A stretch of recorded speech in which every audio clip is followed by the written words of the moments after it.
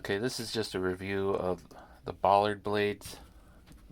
I have the Ripper set blades for the X738 that has the Ultra Cut 54-inch mower deck, and also for the Scag 30. Now these are thicker and heavier steel than your typical blades. Well, for the most part, the blades that are out there. There was no loss of performance with the added weight or the thickness of it. The only thing with the Ultra Cut John Deere deck is this is the blade that came stock with it. As you can see, it's pressed, and the height difference is a half an inch. So going to these Ballard Ripper blades, if I wanted to cut at 2.5, I had to set the deck at 2 inches to compensate for how they did the press fitting on it, the pressing of the blade. So other than that, that's just one thing to watch out for, and that's it in this situation. Most other blades, like on the 30 from Scag, they're all flat like this, so it doesn't change your height as much, or if anything. Obviously the thickness might change it, but it's not, that big of a deal. This is only a big deal because you're going from obviously a flat blade to a blade that is pressed and obviously has a huge height difference of a half an inch. But other than that, the performance was great, a lot better than the stock blades. So they claim to have designed these blades so that you have better airflow, so that better dispersion of clippings, so there's no clumping, you don't have to go over it and blow off the lawn. That is true. In some of the videos that I had when we first got these and we were using it on morning dew of crabgrass, and everybody knows that it kind of gets nasty sometimes with clumps, and you have to go over and you have to blow it out. Not an issue, even on actual lawn, not just crabgrass, but actual lawn. Very minimal clumping or needing to go over and blow off any large thick layers of clippings that didn't get dispersed enough.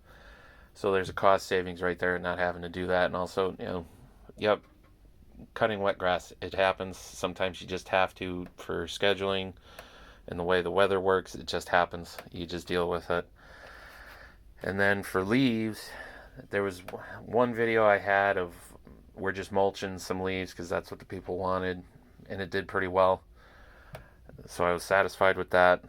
And also with the better airflow, when you're bagging, it actually it actually packs the bag, is what I mean. So instead of you empty out the bag because it's not picking up, it's clumping, and it's kind of fluffily filled, it actually packs in the bag. So you do have to take a little bit more time to shake it out, but the bag is actually filled up more, so you're stopping less in between bags, which is, again, saving you time instead of having to stop in your bagger's not bagging, and you open it up and it's almost full. Instead, this actually packs it really hard, so actually when you notice that it's starting to spit out and not pick up, it's because it's packed in there and you got to clear out everything, which again is nice that you don't have to stop as often, and when you do stop, it's actually packed in there really nice. That's what you want. So their performance claims, it's true. Did it hold the edge better? Yes, it did. Now this isn't the gold series that they have that actually has an extra grit underneath the cutting edge so that it doesn't wear out as fast, so you can go longer without having to sharpen it. Those were a little bit more money, but at the time I just wanted to see how the blades were. I've tried other blades and they were okay, they're all right. These blades actually, they do what they claim that they can do. So for me, going forward, unless I find something better, I'm going to kind of stick with the Ballard blades for now. I didn't do the X blades. Again, I just wanted to see how they performed, and I'm very happy with it.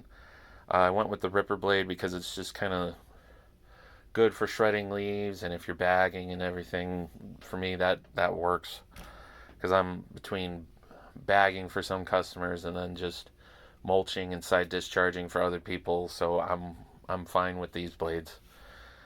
For me, even for having them shipped, they cost just the same as any other blade, so why am I going to go with blades that, like the stock one that's made out of thinner metal? And as you can see, these are being tossed after this.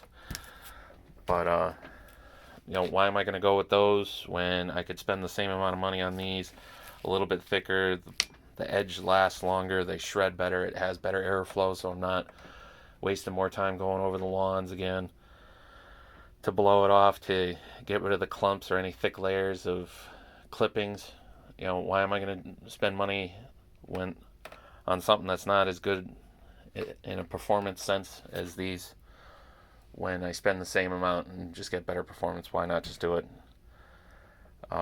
So if you're looking at Ballard blades, I fully support it.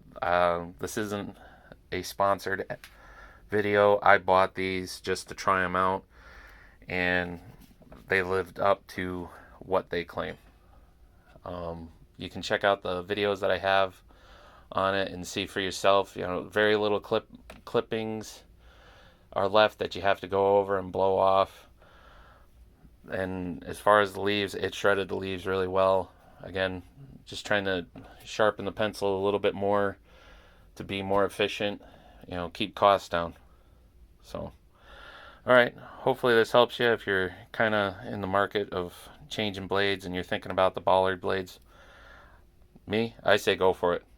Just if you have a stamped blade like this, just kind of measure what your height difference is and compensate when you put the Ballard blades on. All right, take it easy.